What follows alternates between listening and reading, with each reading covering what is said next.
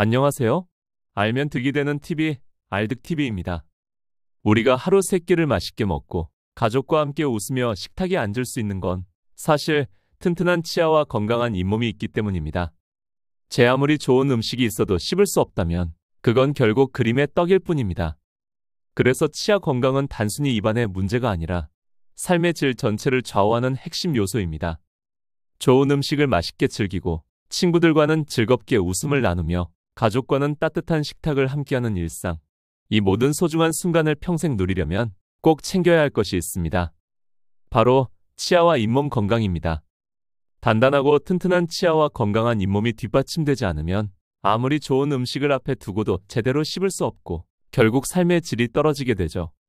그런데 우리는 종종 잠다는 이유로 혹은 바쁘다는 핑계로 입속에서 보내는 작은 이상 신호를 그냥 스쳐 지나가곤 합니다. 조금 피가 나는 건 괜찮겠지. 이 정도 흔들림은 나이 들면 당연한 거 아닐까? 하며 대수롭지 않게 넘기기 쉬운데요. 혹시 칫솔질할 때 잇몸에서 피가 난 적은 없으신가요? 치아가 전보다 길어 보이거나 살짝 흔들리는 느낌은요? 이런 증상은 단순한 양치 문제로 치부해선 안 됩니다. 치아를 잃을 수도 있는 치주염의 시작일 수 있기 때문입니다. 이 정도쯤이야 하며 미루다 보면 잇몸이 붓고 피가 나고 치아가 흔들리는 지경이 되어서야 뒤늦게 병원을 찾고 후회하게 되는 경우가 많습니다. 오늘은 많은 분들이 무심코 지나치기 쉬운 하지만 결코 가볍게 여겨선 안 되는 질환, 바로 치주염에 대해 이야기 나눠보겠습니다. 들어가기 전 구독과 좋아요, 알람은 영상 제작에 많은 힘이 됩니다. 오늘 치주염에 관한 이야기를 나누며 여러분에게 귀한 정보를 알려주실 분은 바로 치과 전문의 김은영 박사님을 모셨습니다. 박사님, 안녕하세요. 안녕하세요. 오늘 알득TV와 함께 해주셔서 너무 영광입니다. 초대해 주셔서 감사합니다. 알득TV 구독자 여러분과 함께 치과 전문의 김은영 박사님을 모시고 이야기 나눌 순서는 치주염의 원인, 단계별 증상과 치료, 생활 속 관리법, 그리고 치료 시기를 놓치지 않는 과학적이고 실질적인 방법까지 알기 쉽게 전해드리겠습니다. 치주염의 원인. 박사님, 치주염의 가장 큰 원인은 뭘까요? 치주염의 가장 큰 원인은 바로 치태와 치석입니다. 음식 먹고 나서 양치질을 제대로 안 하면 입속에 있는 세균들이 음식물 찌꺼기랑 엉겨서 하루만 해도 치태라는 끈적한 막을 만들어요. 이 치태가 그냥 며칠만 지나도 잇몸에 염증을 일으키기 시작하죠. 그런데 이걸 그대로 놔두면 어떻게 될까요? 단단하게 굳어져서 치석이 됩니다. 이건 이제 칫솔로는 절대 안 닦여요. 저와 같은 전문가가 제거해 줘야 하는 상태죠. 치태는 하루 만에 생기고 치석은 잇몸 속 깊숙이 파고들어 잇몸뼈, 즉 치조골을 조금씩 녹여버립니다. 그리고 이 치주염은 단순히 양치만의 문제는 아니에요. 양치만의 문제가 아니라면 또 다른 문제는 어떤 문제인가요? 흡연, 당뇨병, 스트레스, 이런 것들도 다 잇몸 건강에 영향을 줍니다. 특히 흡연하시는 분들, 겉으로는 잇몸이 멀쩡해 보여도 속에서는 더 심하게 망가질 수 있어요. 또 당뇨가 있거나 면역이 약한 분들은 세균에 더 쉽게 감염되고 염증도 잘 안 낫죠. 그리고 나이 들면서 생기는 호르몬 변화도 잇몸을 더 예민하게 만들 수 있습니다. 단계별 증상과 치료. 1단계 치은염 잇몸 염증의 시작. 치주염은 작고 사소한 염증에서 시작됩니다. 입속 세균이 치태 플락으로 쌓이고 이를 제대로 제거하지 않으면 염증이 생기며 잇몸이 서서히 붓고 붉어지기 시작하죠. 이런 초기 염증 상태를 치은염이라고 부릅니다. 치주염으로 악화되기 전 몸이 보내는 첫 번째 경고입니다. 양치할 때 피 한두 방울쯤 그냥 지나친 적 있으시죠? 나 요즘 양치할 때 피 좀 나던데 너도 그래? 나도.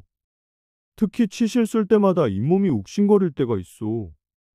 그냥 그런가 보다 했는데 이런 증상들 그냥 넘기면 안 됩니다. 이때의 잇몸은 이미 염증을 겪고 있는 상태, 즉 치은염이 진행되고 있다는 뜻이니까요. 박사님, 이 시기엔 어떤 치료를 해야 하나요? 다행히 이 시기엔 치료가 비교적 간단합니다. 치과에 가서 스케일링으로 치석을 제거하고 올바른 칫솔질과 치간 칫솔, 치실 사용을 습관화하는 것만으로도 잇몸은 충분히 회복될 수 있어요. 그리고 이 시기에 헥사메딘, 헥시티딘 같은 항균 구강 세정제를 병행하면 염증을 가라앉히고 입속 세균 번식을 억제하는 데 큰 도움이 됩니다. 양치하고 나서 헥사메딘으로 하루 1에서 2회 가글해 보세요. 또 치간 칫솔 사용 시 헥사메딘, 헥시티딘에 묻혀 사용하면 세균을 죽이고 초기 염증 완화에 효과적이며 입냄새 개선에도 도움이 됩니다. 이 정도만 제대로 해줘도 잇몸은 얼마든지 건강을 회복할 수 있다는 말씀이군요. 하지만 이 시기를 놓치면 어떻게 될까요? 염증이 점점 깊은 조직으로 퍼지면서 그 다음 단계인 치주염으로 악화될 수 있습니다. 2단계 초기 치주염 염증이 뼈로 퍼지기 시작. 1단계를 넘기고 나면 상황이 더 깊어집니다. 이제 염증은 단순히 잇몸에 머무르지 않고 치아를 잡고 있던 치조골 즉 뼈 조직까지 서서히 침범하게 되죠. 어느 날 거울 보니까 치아가 예전보다 길어 보이더라. 나도 그래. 잇몸이 좀 내려간 것 같기도 하고 딱딱한 거 씹을 때 어쩐지 불편하고 찝찝해. 이게 바로 초기 치주염입니다. 더 이상 단순한 잇몸 염증이 아니라 치아를 지탱하던 뼈마저 손상되기 시작했다는 신호인 거죠. 박사님, 2단계 초기 치주염은 어떻게 치료를 해야 하나요? 2단계부터는 스케일링만으로는 부족합니다. 염증이 깊어진 만큼 단단히 붙은 세균과 치석을 제거하려면 치근할텍술이라는 전문적인 치료가 필요합니다. 치근할텍술은 치아 뿌리 쪽까지 세밀하게 관리해주는 시술이에요. 잇몸 깊숙한 곳까지 침투한 세균과 염증 물질을 제거하고 치아 뿌리 표면을 매끄럽게 다듬어 세균이 달라붙기 어렵게 만드는 과정이죠. 그럼 그냥 스케일링이랑 다른 건가요? 비슷해 보일 수 있지만 보다 깊고 정밀한 치료라고 보시면 됩니다. 국소 마취 후 진행되기도 하고 마취를 하지 않고 진행할 수 있는데 치료 후 관리가 특히 중요하죠. 그리고 스케일링이나 치근할텍술 이후엔 염증을 빠르게 가라앉히는 보조요법도 도움이 됩니다. 예를 들어 헥사메딘, 헥시티딘 가글과 같은 항염 가글제를 며칠간 사용하면 세균을 억제하고 회복을 돕는 효과가 있습니다. 또한 잇몸의 염증, 출혈, 상처 부위에는 히아로겔을 발라주면 조직 재생과 치유 속도가 한층 빨라집니다. 헥사메딘, 헥시티딘은 하루 2회 정도, 히아로겔은 하루 3, 4회 정도 식후나 자기 전에 사용하면 효과적입니다. 필요한 기간 동안만 치과 의사의 지시에 따라 사용하시는 게 좋아요. 초기 치주염은 적절한 시기에 제대로 관리하면 잇몸 조직도 회복되고 뼈 손상도 더 진행되지 않게 막을 수 있습니다. 아, 그렇군요. 그러니 잇몸이 내려가는 느낌이나 피가 자주 나는 증상을 그냥 넘기면 안 되겠군요. 치아를 지키는 마지막 기회일 수 있다는 점 명심해야 할 것 같아요. 3단계 중등도 치주염. 이제부터는 상황이 훨씬 더 심각해집니다. 염증이 잇몸 깊숙이 침투하면서 치조골이 실질적으로 손상되고 치아가 눈에 띄게 흔들리기 시작하죠. 이제는 그냥 가만히 있어도 이가 욱신거리시진 않나요? 저는 특히 밤에 이가 쑤시듯 아프고 자꾸 혀로 흔들리는 걸 확인하게 되더라고요. 딱딱한 음식이 부담스럽고 치아가 약간씩 흔들리는 느낌 드셨던 적 있으신가요? 맞아요. 예전엔 잘 씹던 오징어나 견과류도 이제는 피하게 돼요. 박사님, 3단계 중등도 치주염은 어떻게 치료를 해야 하나요? 이 정도 증상이라면 염증이 이미 잇몸과 뼈 깊숙이 침투해 치조골이 서서히 사라지고 있다는 뜻입니다. 2단계부터는 더 이상 스케일링만으로 회복이 어렵습니다. 그럼 어떤 치료가 필요할까요? 먼저 치근할텍술 SRP이 기본적으로 시행됩니다. 하지만 이때는 세균이 잇몸 아래 깊숙이 자리 잡은 경우가 많기 때문에 SRP 후에도 염증이 계속된다면 치주소파술이라는 보다 전문적인 잇몸 내 소파 치료가 필요해요.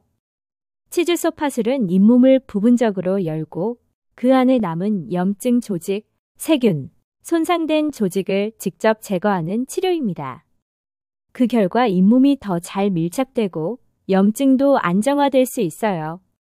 이때 보조요법으로는 헥사메딘, 헥시티딘 성분의 가글이 유용합니다.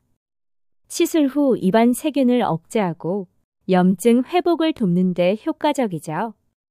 치료 후 헥사메딘은 계속 써도 되는 건가요? 헥사메딘은 짧은 기간 동안만 사용하는 것이 좋습니다. 하루 2회, 한 번에 15m 정도의 원액을 그대로 입에 머금고 약 30초간 가글한 뒤 뱉어내세요.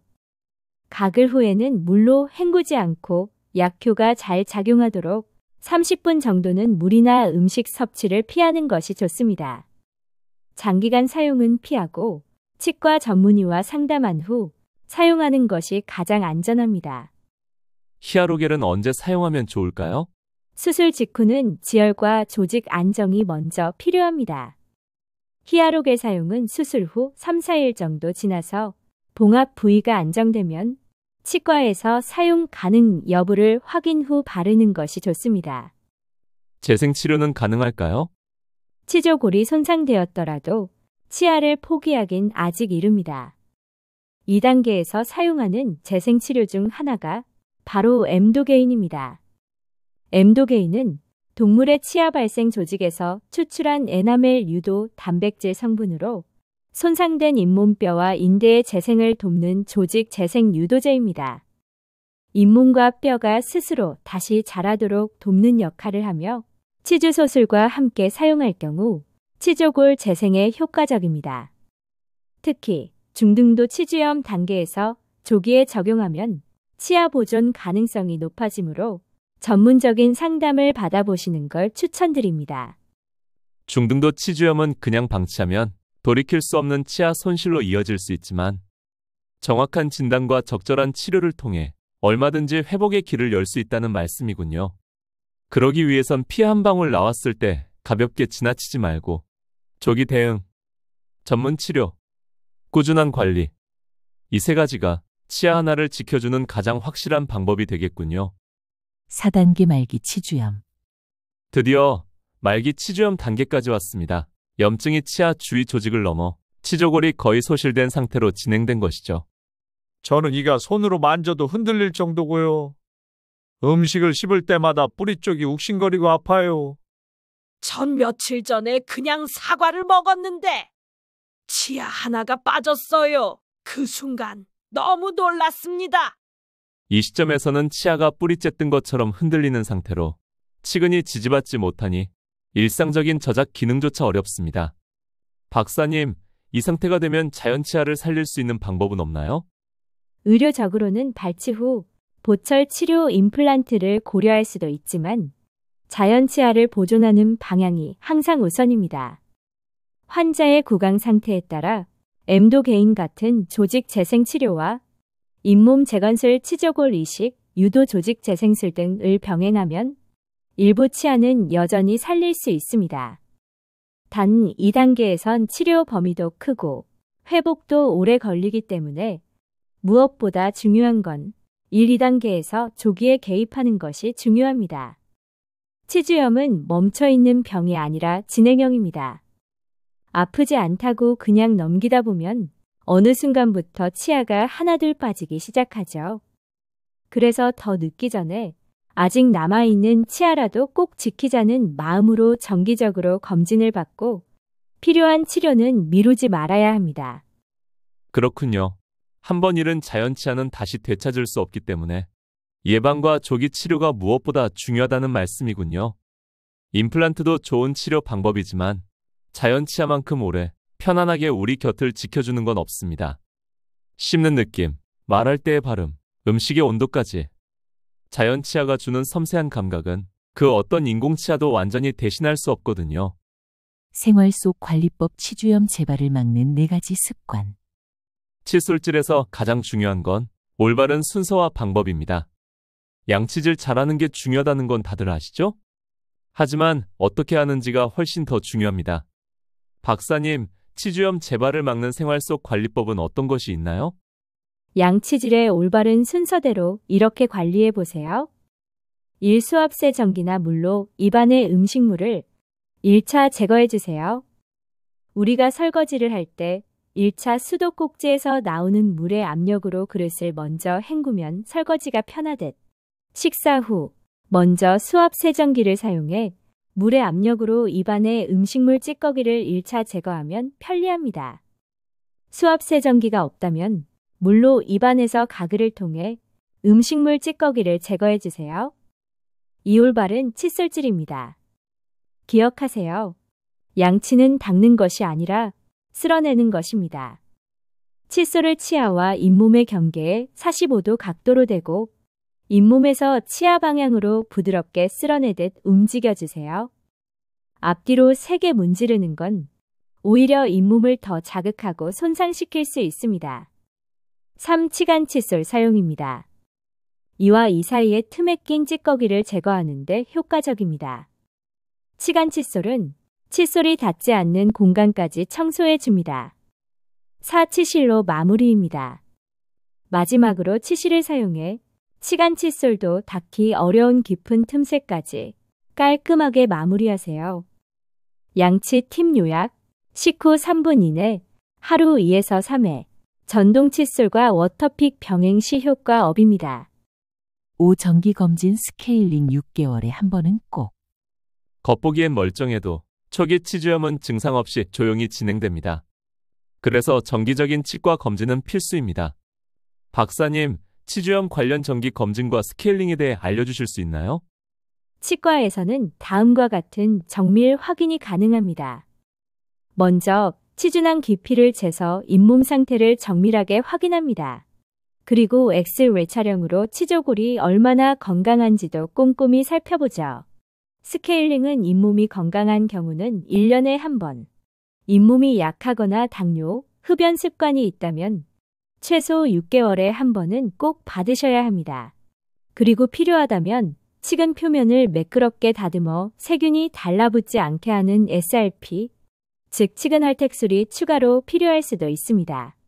향후 재관리 계획을 수립하여 단순한 스케일링에서 끝나는 게 아니라 치아와 잇몸 전체 상태를 종합적으로 체크하는 게 중요합니다. 네, 박사님 귀한 말씀 감사합니다. 작은 이상도 놓치지 않기. 피는 경고등입니다. 다음 중 하나라도 해당된다면 주의하세요. 양치할 때 피가 난다. 입냄새가 심해졌다. 치아가 미세하게 흔들리는 느낌이 든다. 이건 단순한 일시적 증상이 아니라 치주염이 다시 시작되려는 신호일 수 있습니다. 바빠서 다음에 갈게요. 이렇게 미루다 보면 어느새 2단계, 3단계로 진행돼 더 복잡한 치료가 필요해집니다. 치주염은 치료보다 관리가 더 중요한 질환입니다. 치료는 일시적일 수 있지만 관리는 평생 함께해야 할 습관이에요. 잊지 마세요. 피는 입속에서 보내는 경고등입니다. 놓치기 전에 지금부터 지켜야 합니다. 오늘 이야기 어떻게 들으셨나요? 칫솔질할 때 피가 나는 걸 그냥 그럴 수도 있지 하고 넘긴 적 아마 한두 번쯤은 있으셨을 겁니다. 하지만 그 피 한 방울이 치아가 보내는 마지막 경고일 수 있다는 점 이제는 꼭 기억해 주세요. 오늘 영상에서 소개한 핵심 관리법, 올바른 칫솔질, 정기 검진과 스케일링, 작은 이상도 놓치지 않는 민감함, 이 세 가지만 제대로 실천해도 치주염은 충분히 예방할 수 있습니다. 그리고 무엇보다 중요한 건 자연 치아를 지키는 일입니다. 박사님, 자연 치아와 임플란트는 어떻게 다른가요? 임플란트는 자연 치아와는 달라요. 많은 분이 나중에 임플란트 하면 되지 하고 쉽게 생각하시지만 사실 임플란트는 자연 치아를 완전히 대체할 수 없습니다. 씹을 때 음식의 식감이나 온도 같은 섬세한 감각을 거의 느낄 수 없어요. 딱딱한 걸 씹어도 느낌이 없어서 오히려 과도한 힘이 가해지면 쉽게 파손될 수도 있고요. 게다가 임플란트는 잇몸 위가 아니라 뼛속에 식립되는 구조라 잇몸과 완전히 밀착되기까지 시간이 걸립니다. 그 사이에 음식물이 찰기고 염증이 생길 위험도 높아지죠. 그래서 자연 치아보다 더 많은 관리, 더 세심한 주의가 필요합니다. 자연 치아는 다릅니다. 그 어떤 인공물보다 더 정교하고 몸과 하나로 연결된 말 그대로 진짜 내 치아죠. 느낄 수 있고 반응할 수 있으며 우리 몸이 스스로 보호해주는 유일한 치아입니다. 그래서 한 번 잃으면 아무리 좋은 치료도 완전히 되돌릴 수는 없습니다. 네, 그렇군요. 그 소중한 자연 치아, 잃기 전에 꼭 지켜주세요. 지금부터라도 늦지 않았습니다. 혹시 지금도 양치할 때 피가 나거나 입냄새가 부쩍 심해졌거나 치아가 예전보다 살짝 흔들리는 느낌이 드시나요?